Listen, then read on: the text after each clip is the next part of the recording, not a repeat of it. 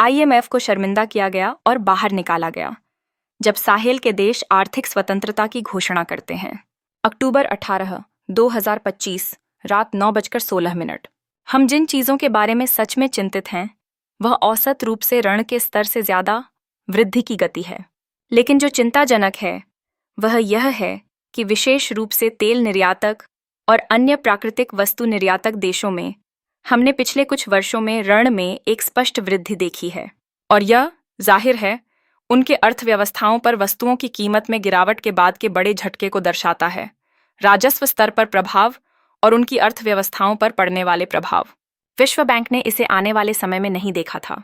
अफ्रीकी राष्ट्र एक एक करके अपने ऋणों को ठुकरा रहे हैं और निर्भरता की पुरानी किताब को फाड़ रहे हैं। बुर्किना फासो के इब्राहिम ट्राओरे ने पहला कदम उठाया, यह घोषित करते हुए कि अफ्रीका को बढ़ने के लिए IMF या विश्व बैंक के पैसों की जरूरत नहीं है। पश्चिम के लिए यह अविवेकी लग सकता था, अफ्रीकियों के लिए यह आजादी की आवाज थी।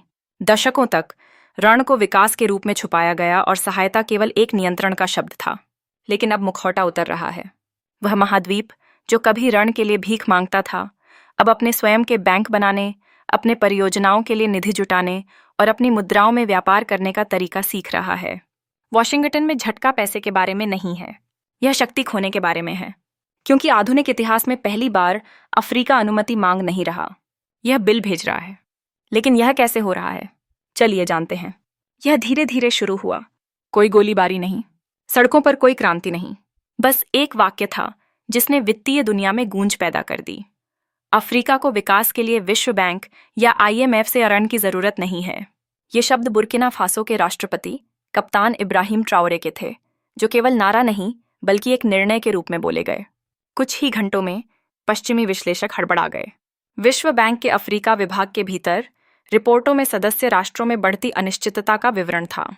IMF की ब्रीफिंग पेपर्स, जो कभी सहयोग और सुधार के बारे में आशावाद से भरे थे, अब संकट के नोट्स की तरह लगने लगे, क्योंकि कुछ बदल गया था, नीति में नहीं बल्कि भावना में। अफ्रीका ने निर्भरता की भाषा को अस्वीकार करना शुरू कर दिया था। दशकों तक विश्व बैंक और IMF ने पोस्ट औपनिवेशिक व्यवस्था के दो स्तंभों की तरह काम किया, अरबों डॉलर के ऋण प्रदान किए, जिन्हें विकास, स्थिरता और समर्थन जैसे शब्दों में लपेटा गया। लेकिन उन शब्दों के पीछे शर्तें थीं। अपनी उपयोगिताओं का निजीकरण करें, अपने सब्सिडी कम करें, अपनी वेतन वृद्धि रोकें, अपनी जमीन बेचें। और वर्षों तक अफ्रीकी सरकारों ने उन अनुबंधों पर हस्ताक्षर किए, यह मानकर कि यह प्रगति की कीमत थी। वह विश्वास अब टूट चुका है। बुर्किना फासो का IMF और विश्व बैंक ऋणों का अस्वीकार अफ्रीका के व्यापक मूड को उजागर करने वाली चिंगारी बन गया। एक मूड जो वर्षों से बढ़ती आरण, मुद्रास्फीति और निराशा के तहत उबल रहा था। माली, नाइजीरिया और चाड, जो अब सैन्य या सुधारवादी नेतृत्व द्वारा शासित हैं, ने भी वैश्विक ऋणदाताओं के साथ अपने संबंधों पर पुनर्विचार शुरू कर दिया है। नाइजीरिया में कुछ राज्यपालों ने नए विदेशी ऋणों के लिए संघीय सरकार की इच्छा पर सवाल उठाना शुरू कर दिया है। केन्या में IMF समर्थित कठोर नीतियों के खिलाफ जनता की प्रतिक्रिया पूरे देश में विरोध प्रदर्शन में बदल गई।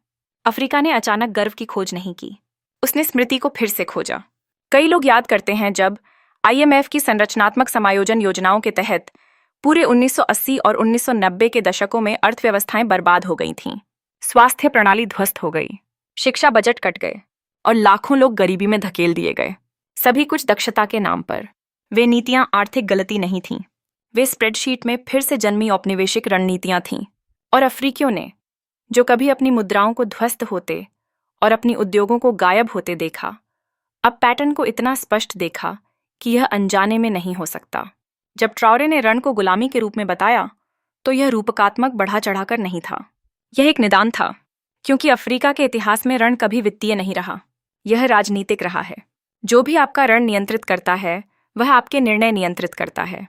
और विश्व बैंक और IMF ने क्रेडिट तक पहुंच को नियंत्रित करके लंबे समय तक यह तय किया कि अफ्रीकी राष्ट्र क्या बना सकते हैं, खनन कर सकते हैं, व्यापार कर सकते हैं या राष्ट्रीयकृत कर सकते हैं। पश्चिम ने ट्राओरे के बयान को रेडिकल लोकवाद के रूप में फ्रेम किया, लेकिन जमीन पर वे यथार्थवाद की तरह सुनाई दिए। आज अफ्रीका दुनिया का अधिकांश कोबाल्ट, लिथियम और मैंगनीज पैदा करता है, जो इलेक्ट्रिक कारों और डिजिटल उपकरणों के अनिवार्य घटक हैं। यह वह भोजन उगाता है जिसे पश्चिम आयात करता है, यूरोप के लिए तेल रखता है और फिर भी गरीबी के आंकड़ों में फंसा रहता है, जिन्हें वही संस्थाएं लिखती हैं जो मदद का प्रस्ताव देती हैं। एक महाद्वीप जो इतना समृद्ध है, उसे कितनी देर तक यह बताया जा सकता है कि वह गरीब है?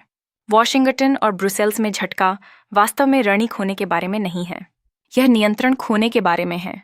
दशकों तक पश्चिम ने ऋण का उपयोग कूटनीति के रूप में किया और विश्व बैंक को लोहे के हाथ के चारों ओर मखमली दस्ताने के रूप में, लेकिन वह दस्ताना अब ढीला हो रहा है। अफ्रीकी राजधानियों में नई भाषा है, संप्रभुता, न कि केवल नारे बल्कि सिस्टम। मंत्री क्षेत्रीय कोष, सोने समर्थित भंडार और स्थानीय मुद्राओं में व्यापार की बात कर रहे हैं। विश्वविद्यालय आर्थिक उपनिवेशवाद को एक वैध विषय के रूप में पढ़ा रहे हैं। नागरिक आंदोलन ऋण ऑडिट के लिए अभियान चला रहे हैं, ताकि यह उजागर हो सके कि अफ्रीका की कथित सहायता में से कितना ब्याज के माध्यम से चुराया गया। अब यह दान के बारे में नहीं है, यह न्याय के बारे में है। फिर भी सबसे महत्वपूर्ण सवाल अब यह नहीं है कि अफ्रीका ने क्या ठुकराया, यह है कि इसे इस बिंदु तक पहुंचाने वाली चीज क्या थी। क्या बनाया गुस्सा, स्पष्टता और साहस, ताकि अंततः वे सबसे पुराने वैश्विक ऋणदाताओं से ना कह सकें? समझने के लिए कि अफ्रीका की अवज्ञा अब क्यों फूटी, आपको उस टूटने के बिंदु पर जाना होगा, उस क्षण पर जब संख्याएं केवल संख्याएं नहीं रहीं बल्कि जंजीरों में बदल गईं। वर्षों तक अफ्रीकी अर्थव्यवस्थाओं को IMF और विश्व बैंक के सहयोगी के रूप में प्रस्तुत किया गया, लेकिन वास्तविकता में वे मरीज थे जिनकी केवल देखभाल की जा रही थी, कभी ठीक नहीं किया गया। भ्रम सुंदर था। यहाँ एक ऋण, वहाँ एक अनुदान, एक बुनियादी ढांचे का वादा कूटनीतिक मुस्कान में लिपटा हुआ, लेकिन कागजी कार्रवाई के नीचे धीरे धीरे घुटन हो रही थी। ऋण राष्ट्रों को सांस लेने में मदद नहीं कर रहा था, यह उनके गले में कस रहा था। पहले यह हमेशा दिखाई नहीं देता था। विश्व बैंक के ग्राफ प्रगति, सकल घरेलू उत्पाद में वृद्धि और वित्तीय अनुशासन दिखाते थे, लेकिन घाना के ग्रामीण अस्पताल, मलावी के स्कूल या जाम्बिया के किसान के खेत में जाएं तो आप उन संख्याओं की असली कीमत देखेंगे। बंद क्लिनिक, खाली कक्षा, निर्यात फसलों के लिए खत्म हुई मिट्टी। जो वॉशिंगटन में सुधार के रूप में लेबल किया गया, वह काठमांडू और अक्रा में विनाश था। 2020 तक कुछ टूट गया। महामारी ने वह सब उजागर कर दिया जो विनम्र सहयोग की भाषा के नीचे छुपा हुआ था। वही पश्चिमी ऋणदाता, जिन्होंने वर्षों तक बजट कटौती की मांग की थी, अचानक पुनर्प्राप्ति के लिए ऋण की पेशकश करने लगे, वही पुरानी शर्तों के साथ। अफ्रीकियों ने पूछा, कैसे वही संस्थाएं जिन्होंने हमारी स्वास्थ्य प्रणालियों को बर्बाद किया, अब उन्हें फिर से बनाने का दावा कर सकती हैं? यह एहसास सामूहिक था। नैरोबी से लेकर नियामे तक अर्थशास्त्रियों, पत्रकारों और नागरिकों की एक पीढ़ी ने ऋण और निर्भरता के बीच रेखा को ट्रेस करना शुरू किया। उन्होंने देखा कि कैसे सोना, तेल और दुर्लभ खनिजों का निर्यात करने वाले देश संकट के समय में कुछ भी बचा नहीं पाते। उन्होंने देखा कि सहायता हमेशा निर्देशों के साथ आती है। क्या निजीकरण करना है, किससे व्यापार करना है और क्या कर लगाना है। और उन्होंने महसूस किया कि यह कुप्रबंधन नहीं बल्कि डिजाइन था। यह एहसास क्रोध में बदल गया।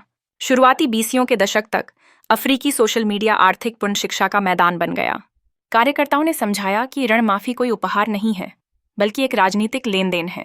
पत्रकारों ने उजागर किया कि कैसे पश्चिमी कंपनियां अक्सर वही अनुबंध जीतती हैं जो उनके ऋणों द्वारा वित्त पोषित होते हैं, यानी अफ्रीका ने पैसा उधार लिया केवल उसे ऋणदाताओं की कंपनियों को वापस करने के लिए। यह घोटाला आम दृश्य में छुपा हुआ था। फिर अफ्रीकी नेतृत्व की नई पीढ़ी आई, युवा, व्यावहारिक और विनम्र होने में कम रुचि रखने वाले। उन्होंने अतीत की असफलताओं का अध्ययन किया और एक निष्कर्ष निकाला, आप उन संस्थाओं के साथ स्वतंत्रता पर बातचीत नहीं कर सकते जो आपकी गुलामी से लाभ कमाती हैं। लीडर जैसे इब्राहिम ट्राओरे, अस्सिमी गोइटा और मोहम्मद डेबी इतनों बोर्डरूम में नहीं पैदा हुए थे। उन्हें अस्थिरता, गरीबी और उन लोगों के क्रोध ने आकार दिया जो दुनिया की शर्तों पर जीने से थक चुके थे। उनका ऋणों का अस्वीकार करना वैश्वीकरण विरोध नहीं था, यह यथार्थवाद था। अफ्रीका ने अंततः समझ लिया कि निर्भरता संयोग नहीं थी, यह एक व्यवसाय मॉडल था। हर एक बचाव में शर्तें थीं जो राष्ट्रों को बाहरी नियंत्रण के चक्र में बांधती थीं। कई लोगों के लिए अंतिम अपमान तब आया जब IMF अधिकारियों ने उन देशों के लिए जलवायु सुधारों की सिफारिश शुरू की जो वैश्विक उत्सर्जन में 4% से कम योगदान करते थे, लेकिन आपदाओं के लिए सबसे अधिक कीमत चुकाते थे, जिनका उन्होंने कारण नहीं बनाया। यह आखिरी तिनका था। तो जब अफ्रीकी नेतृत्व की नई लहर ने IMF और विश्व बैंक के ऋणों को ठुकराना शुरू किया, तो यह विद्रोह नहीं था, यह आत्मसुरक्षा थी। संदेश स्पष्ट था, अफ्रीका धीरे धीरे अपने संसाधनों से निर्माण करना चाहेगा, बजाय किसी और की लगाम के तहत दौड़ने के। लेकिन रणों को ठुकराना एक बात है, उन्हें बदलना दूसरी बात है। एक महाद्वीप केवल अवज्ञा पर नहीं चल सकता।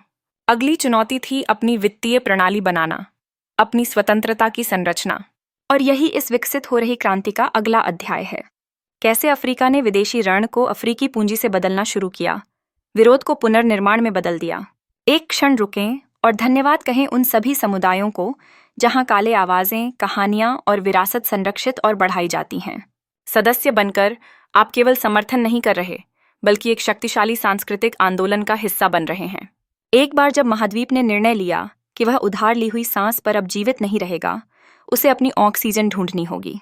और यही वह है जो अफ्रीका ने करना शुरू कर दिया है। IMF और विश्व बैंक ऋणों का अस्वीकार केवल पीछे हटना नहीं था, यह आत्मनिर्भरता की ओर मोड़ था।